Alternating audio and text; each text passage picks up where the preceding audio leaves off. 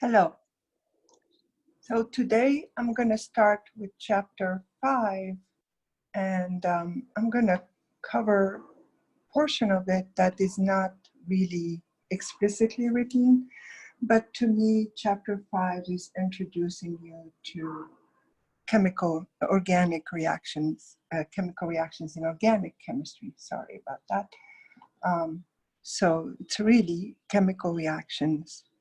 It's more of an introduction to chemical reactions in organic chemistry.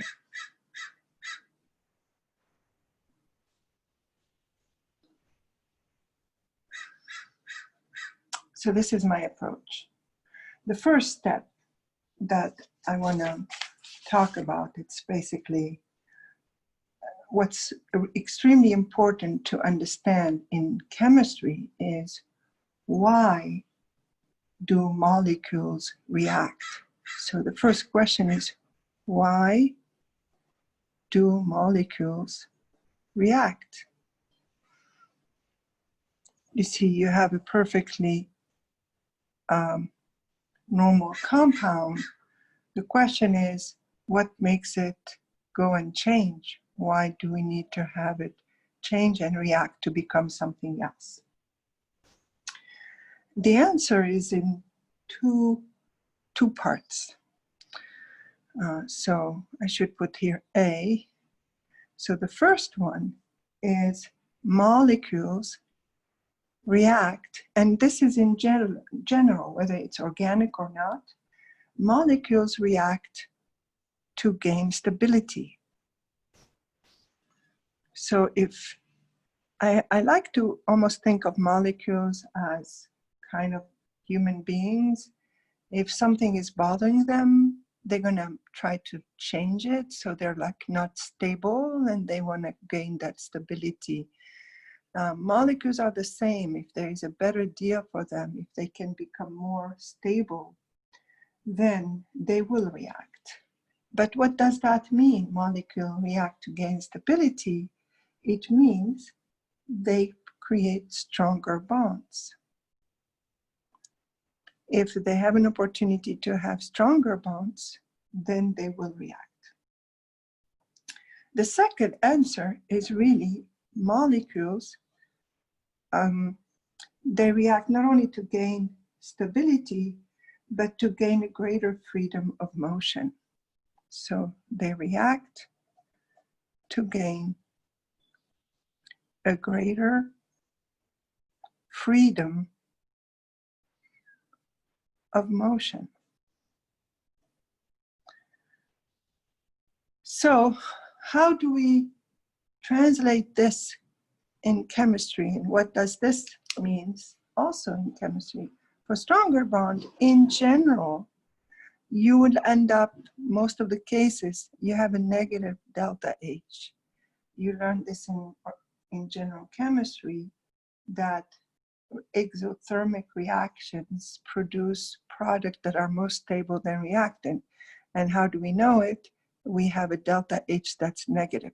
So this is called exothermic in general, exothermic. What does it mean, react to gain greater freedom of motion? It's in general, delta S is positive. So you're going to have the bonds free to rotate and things like that. So here's a quick example, and it's not ideal, but I just want to give you a quick example here. So if I have ethene, and you add gas, hydrogen gas to it, it produces ethane. So this particular reaction has a delta H that's negative and a delta S that's positive. How is that? Let's look here. You see in the delta H is negative because all the bonds here are sigma they can't evolve to anything else. And if you remember, sigma bonds are an axial overlap, so they're pretty strong bonds. They're fused into each other, so the orbitals are attached to each other. It's a done deal.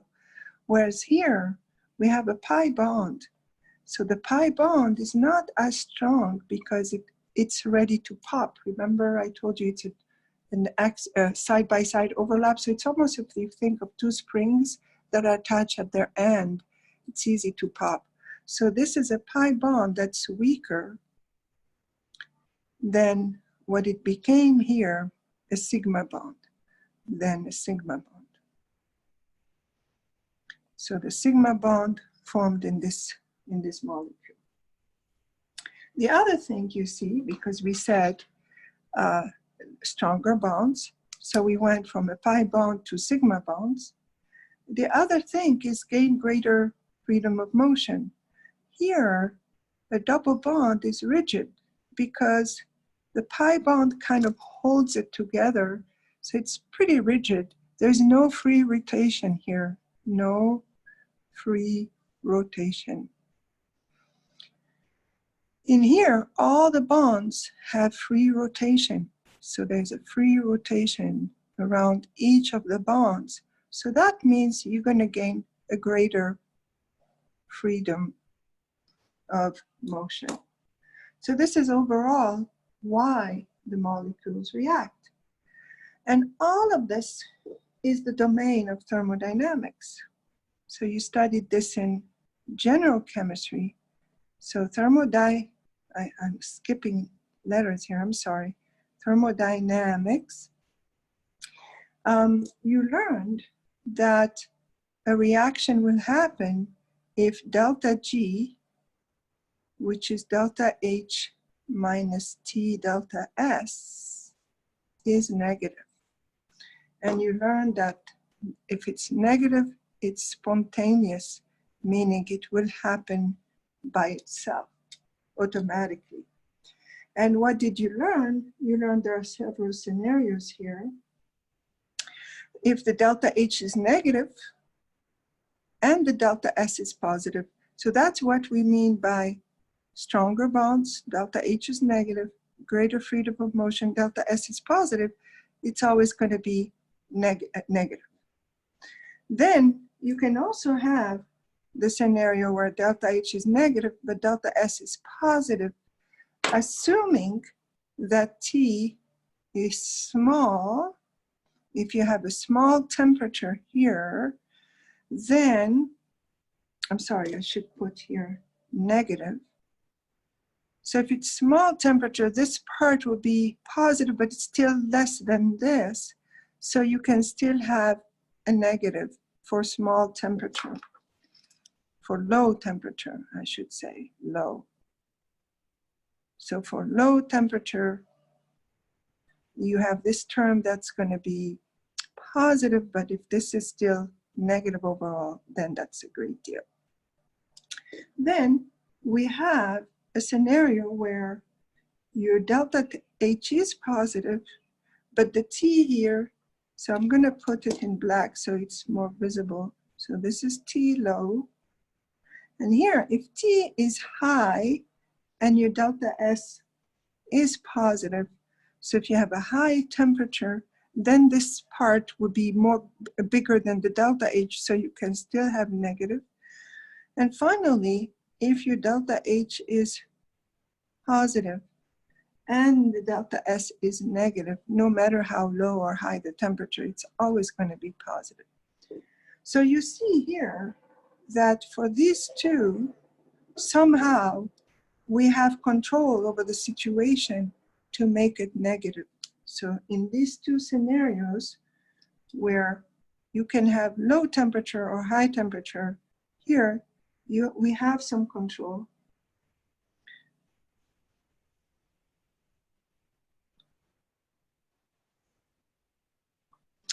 Using the right temperature to make the reaction happen the way we want it. So in organic chemistry, when the delta G is negative, we call it exergonic. When it's positive, we call it endergonic. Now, this is your ideal scenario. The ideal scenario is what I mentioned here, where both are together happening. So that's the ideal scenario. So we know now that the reason molecules react is to get more stable bonds and to get more freedom of motion. And this is perfect, but sometimes we put chemicals together and we wait and wait, like in this particular case, the reaction is not going to happen for long time. So what do we do then? So that takes us to the second question. So the first question was, why do molecules react? The second question would be, how long does it take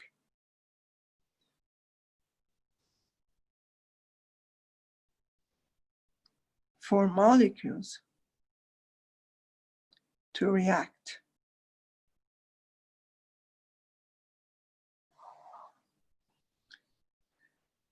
And here we have to address the issue, how long becomes the domain of kinetic, okay? So let's give you an example, and you learned this in general chemistry.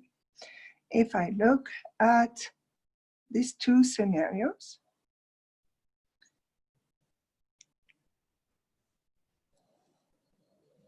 I have the reactants are here. I'm going to put R or reactant. The product is here. So these two have exactly the same distance from the reactant to the product, more or less. In this scenario, it goes like this. And in this one, it just goes like this. Okay? So this is called, I don't know if you remember this term, it's the reaction coordinate diagram. So this is the reaction diagram.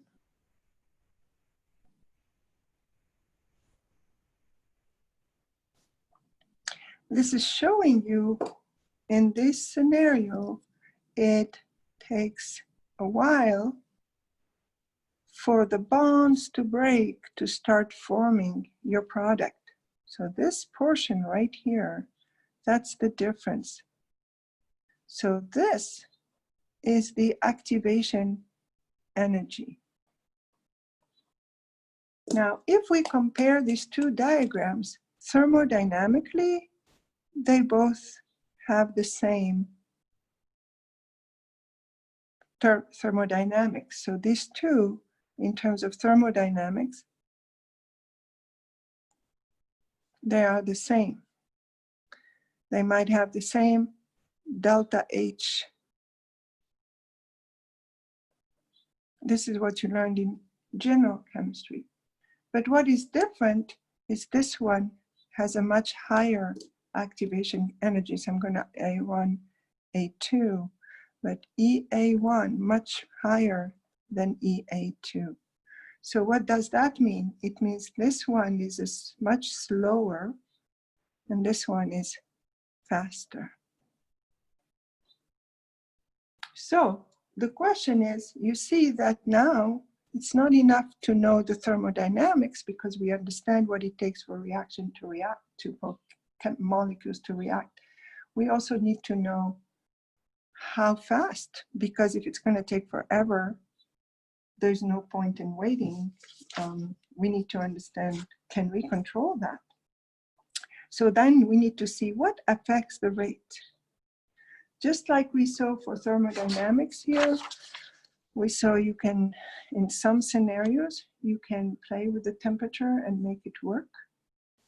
not in this scenario, but in these two. If you take low temperature or high temperature, you can make it thermodynamically work for you. What does it take for the rate to happen the way it happens? So here's the three things that are important. First of all, it's the number of collisions per second or per time, unit time. Then the fraction with sufficient energy.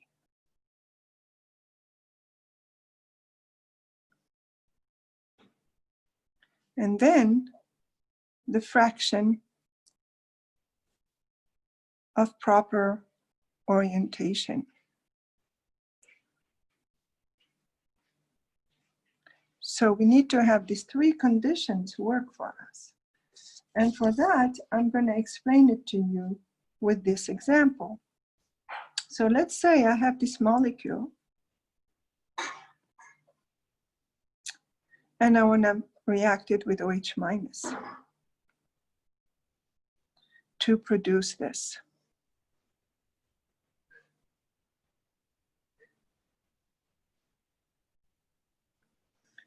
Now, we might have, you put them in the same container, these two. So imagine you put compound A and B together and you let them hang out together. So you might end up with 5 collisions. That's not enough. You want 500 collisions, let's say. So this is what we call number of collisions per time. You want them to collide more and more and more often, because the more they collide, you want to break this bond to create a new one. Now, if, let's say, we created this, and I hope you understand that how do I increase the collisions? All I have to do is increase the temperature. Now, let's say we increased and we got 500 collisions.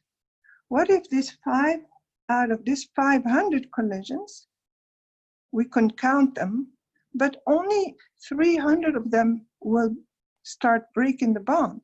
So out of this 500 collision, let's say only 300 had sufficient energy. So although you have a good number of collision, it's not enough. You have to have the right number of collision with sufficient energy. So how do you do that? You keep increasing the temperature. So these two factors are pretty easy to affect. You change the temperature, all of a sudden you're going to have more collisions, more energy. That's great. But then we need the proper orientation. So imagine these 300 collisions, they happen, the OH hits the H here, or here, or here. If it keeps on hitting the wrong atom, we're never going to get this. What it takes here is for the OH to hit the carbon attached to it so that the bromine leaves. So you see, out of this 300, you have 1, 2, 3, 4, 5 possibility of it touching any atom. So 300 sufficient energy, collision with sufficient energy, they're not all going to touch the same. So 1/5 of them possibly will touch the carbon because you have 5 options here. So what is 1/5? So let's say out of these 300 collisions, only maybe 100 and even less. So let's say 50 collisions will be at the proper orientation. So that shows you that this is what gives you this kind of situation. The less you have here in terms of it requires less collision, less energy to collide, and less position to touch. You're going to have a low activation energy. but the more you need, the higher the activation energy. So we already saw that it's easy to make a reaction happen by changing the temperature, but the temperature will only affect the number of collision per time and the sufficient energy. So what's left is the proper orientation, because sometimes, you know, the OH wants to attack the carbon, but the bromine is in the way. And remember, the bromine has all these negative, these lone pairs. So what do? They're going to repel, repel, repel. So it's very hard for oxygen to come on this side. It has to come on a side that's away from the bromine. And that's what keeps that number of collision low. So the lower the collision at the proper orientation, the higher the activation energy. So I'm hoping you understand this. So it means that you need to have the proper orientation. So how do we affect the proper orientation? This is the job of catalysts. So catalysts, that's what they do. Because a catalyst doesn't change the amount of temperature, it only changes the orientation. It holds the molecule so the other one can bump into it in the right orientation. So these are the two aspects then. We're done with the thermodynamic component of a reaction. And then this whole thing is the kinetic. So this is the kinetic component. When we say how long does it take, it really has to do with kinetic. Now, how do we see it here? How do we read this stuff? So I'll kind of correlate all of it in a minute. But first of all, let me, before I go to the summary of all of this, how do they react? How do molecules react? So we answered, why do they react? We answered, how long does it take? Now we want to know how. Well, for us, we have to show what we call a mechanism, okay? So the how to react is the mechanism.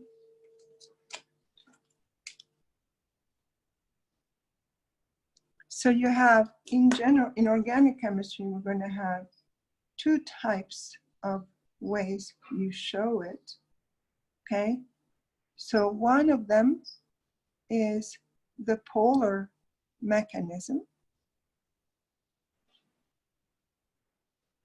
So what do we mean the polar mechanism? It's between two different sites in the molecule. So it's between polar sites, So one site is electrophilic. Electrophilic means it likes to gain electrons. So electrophilic, it will gain electrons. And this is what we also saw in the previous chapter, which is chapter 2, or the previous module, I should say. And then the other side is nucleophilic. We saw this in the previous module again. So this is donates electrons. So a nucleophilic, electrophilic, we call this a nucleophile, and this is an electrophile. And so you have to have one site that's electrophilic, the other site is nucleophilic, and you have to show the process using curved arrows. Sorry, 1 second.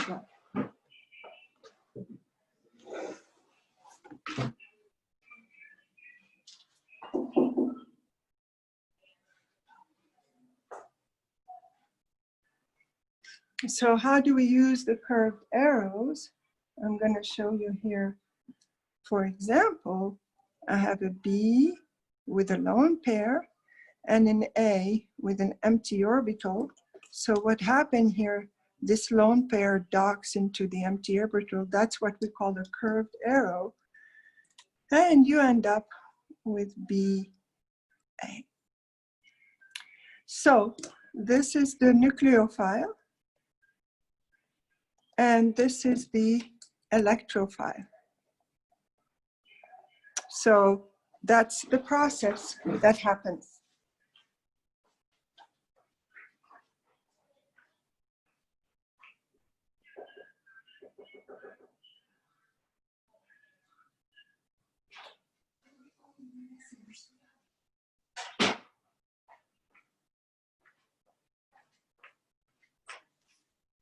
Sorry, guys, let's keep going. So this is the type of mechanism that's the most common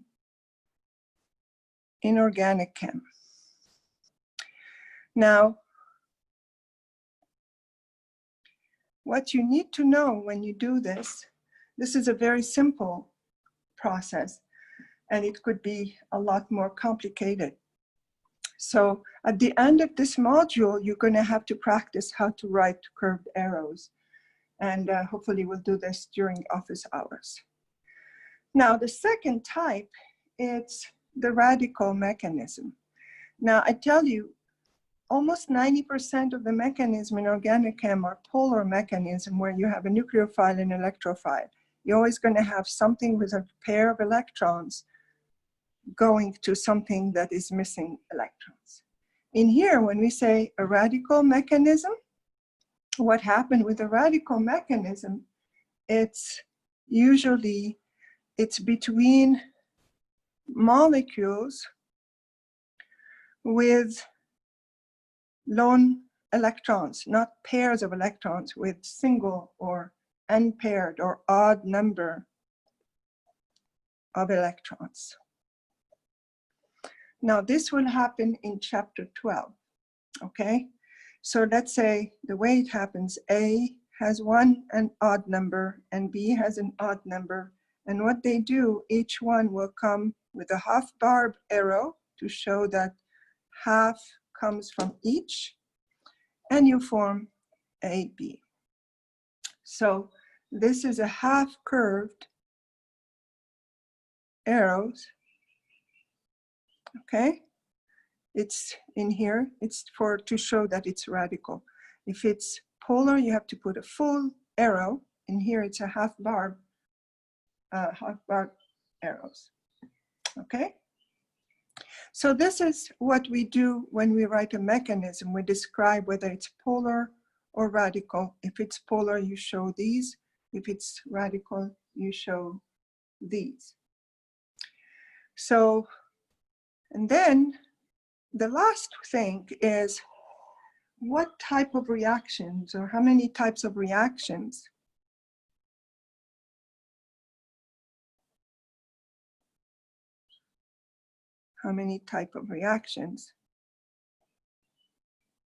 in organic chemistry. And this is basically what you're going to start learning in this semester. So the type of reactions, that's really the goal of this semester, is to explain to you what the processes in each one of them. So you have addition reactions, and we're going to start this in chapter 6.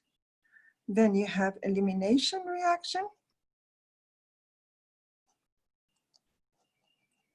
and substitution, which are both happening in chapter 9. Then you have rearrangement reactions.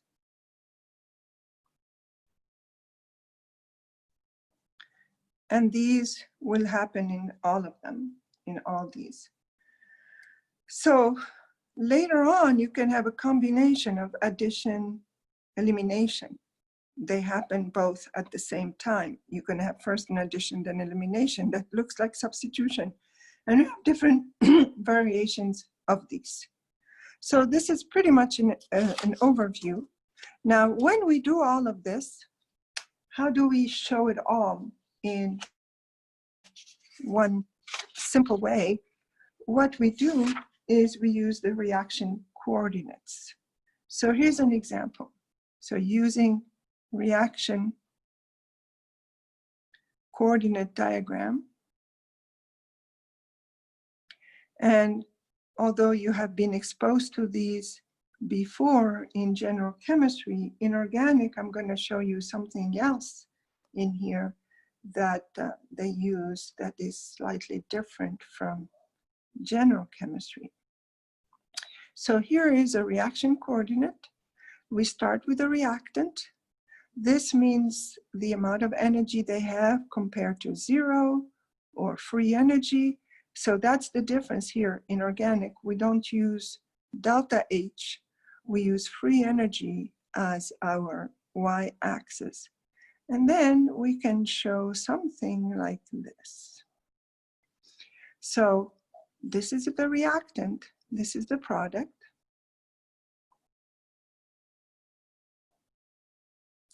And right here at this level, this is called the transition state. So what is a transition state? And so is this one. The highest peaks of your reaction coordinate are called transition states. And this one right here is called the intermediate.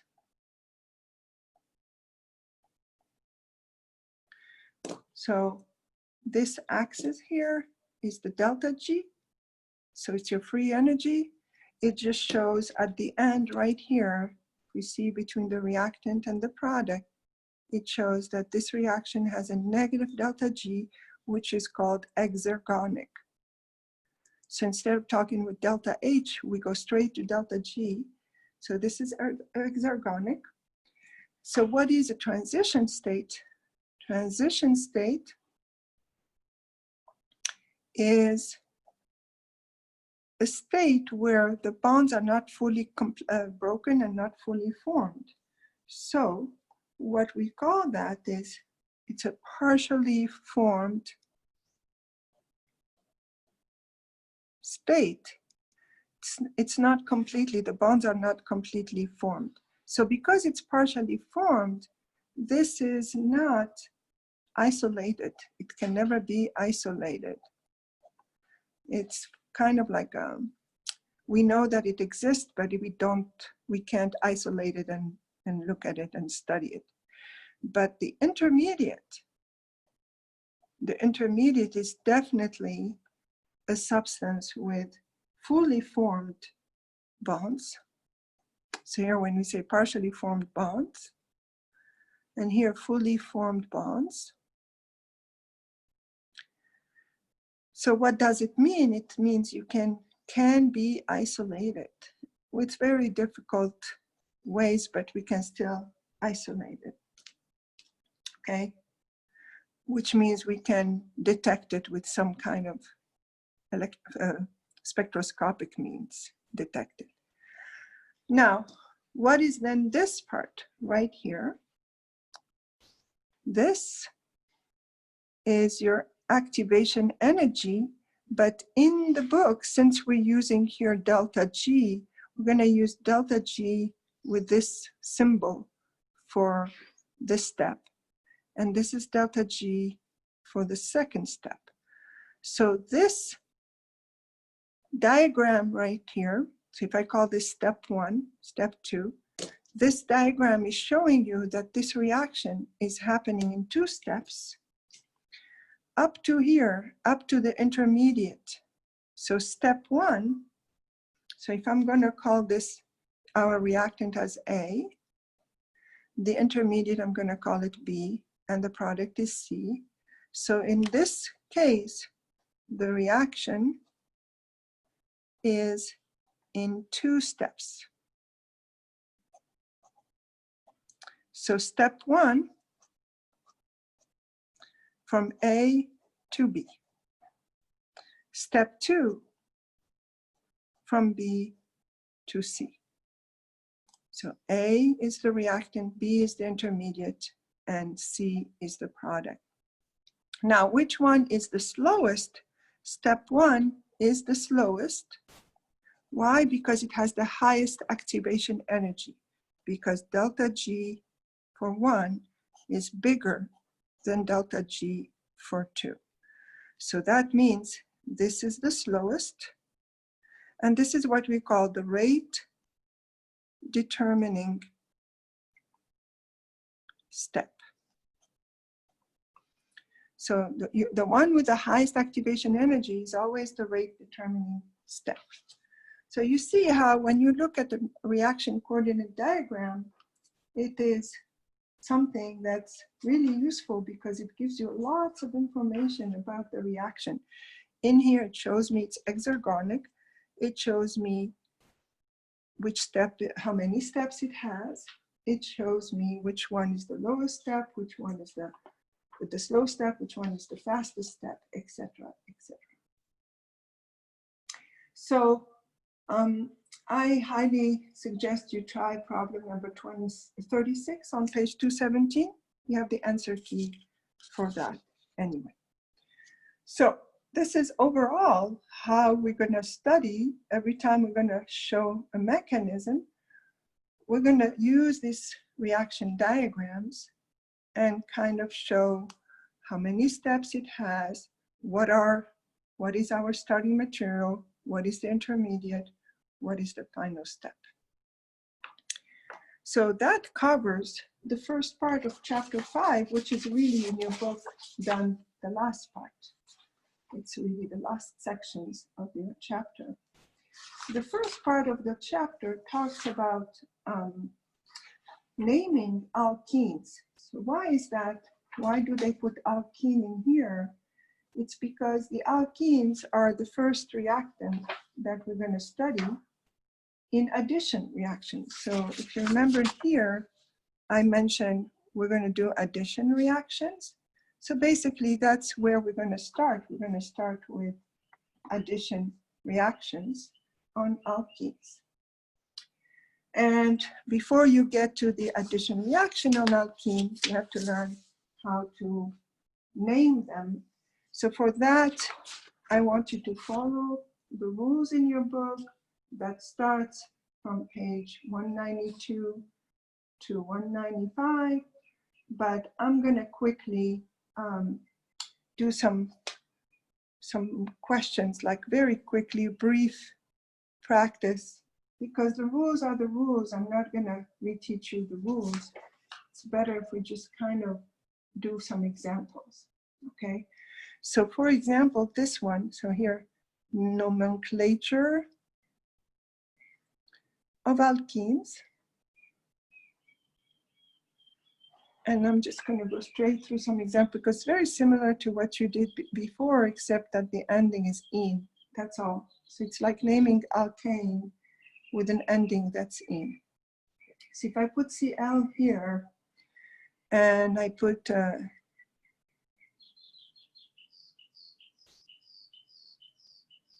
methyl here, the question is, where do we start numbering? Should I start numbering 1, 2, 3? See our substituent, we can have 1, 2, 3. So it would be 1-chloro-2-methyl. Or should I start from here? The rule says whenever you have an alkene, when you start numbering, the 2 carbons containing the double bond must be part of the numbering. So you have to have, this is, if I go, I have to include this one. So if I go 1, 2, if I start from here, 1, 2, 3, 4, 5, my substituent would be in 1 and 5. 1-chloro, 5-methyl. But if I start from here, it's 1, 2, 3, 4. So my substituent would be 2 and 4. So which one is better?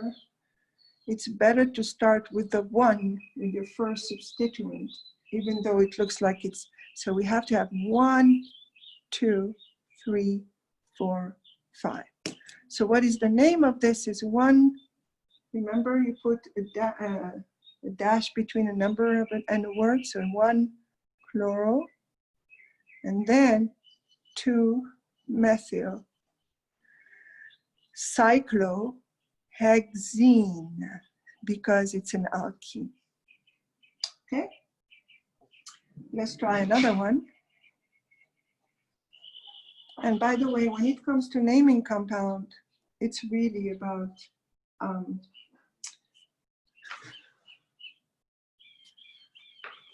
sorry, my phone is running.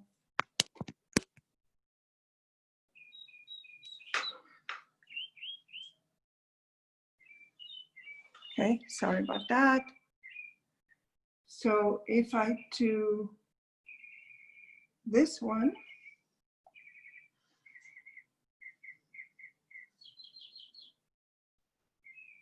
so where do we start? Of course, our first substituent should be the 1, 2, 3, 4.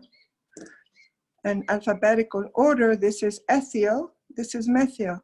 So this would be 4-ethyl, and then 1-methyl cyclohexene.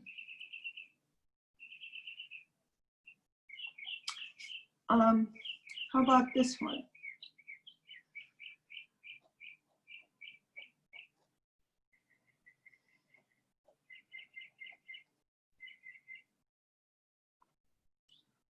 So again, if I number here, it's 1, 2, 3, 4. We have to have the lowest substituent on number 1, so it has to be 1, 2, 3, 4, 5. So this would be 1,5-dimethyl cyclohexene. Now, what if we have something like this?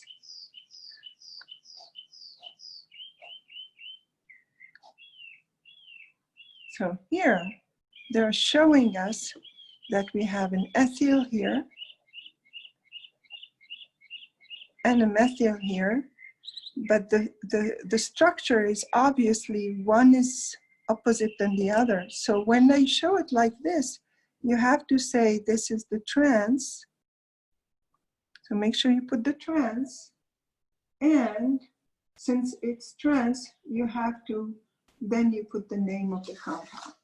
So in these cases, make sure you show the configuration. So you put trans dash.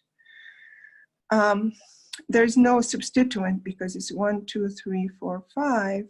So it's a trans, you put 2-pentene. So the 2 here is to show that the double bond is on the position 2. Okay? So don't forget that you have to show, if it's cis or trans, make sure you know, you show what it is. The structure. One more here. And the rest I'll leave it up to you guys to practice, because nomenclature is all about practicing. So here, how are we going to start numbering? If I start numbering on this side, it's still going to be 2. If I start on this side, it's 1. So this is going to be 1, 2, 3, 4. And then 5, of course. So it is a pentene, but it's 2-ene. So we're going to do pentadiene. So it's a pentadiene, meaning it's 2-ene, and I need to show where they are. It's on 1 and 3. So I know it's a 1,3 pentadiene. I always start from the back. And then what are the substituents? It's bromo and methyl. So it's 1 bromo,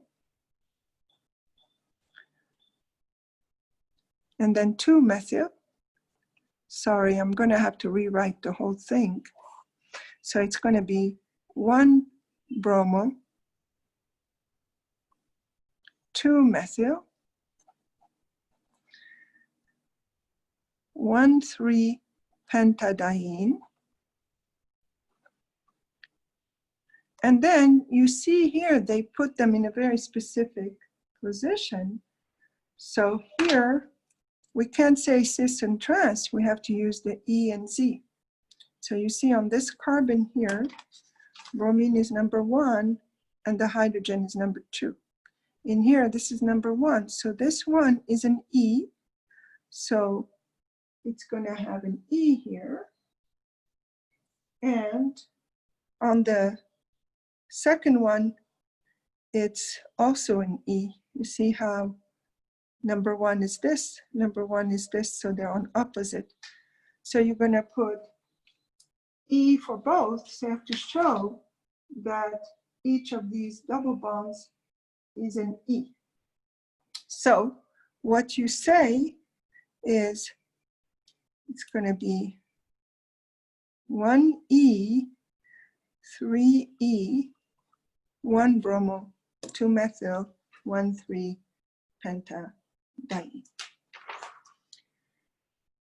So this is pretty much what I wanted you to learn from this chapter. There is a section here about hydrogenation of alkenes, and that I'm going to go back to it on chapter 6. And that concludes chapter 5. Thank you.